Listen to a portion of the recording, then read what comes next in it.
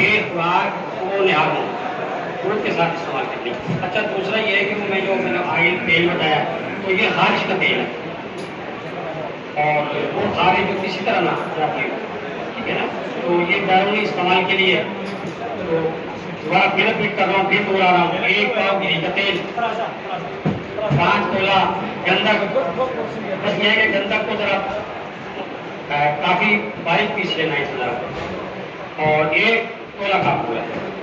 बस इन तेलों को जनाब आपने जनाब ये के पीस कर लेना है और 2 हाथों से खल करना है। अब ये आपका तेल हो गया। अगर सर्दियाँ हैं तो फिर तो जनाब ये है कि ये सल्फर और ये नीचे नहीं बैठती।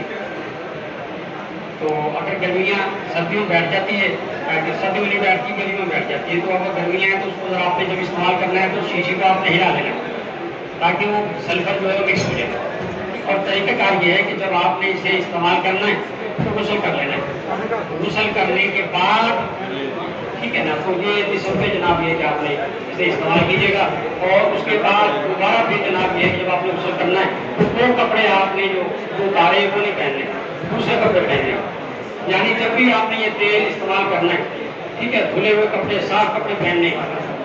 और उसके बाद ये चाहिए, यानी कि पहली खुराक में पहली दफ़ा लगाने से खारिश में जनाब ये बात हो जाते हैं। और अगर आप 3 दिन ऐसा कर लेते तो फिर तो मुकम्मल जनाब इस बात का क्या लगाओ, ठीक हो गया भैया।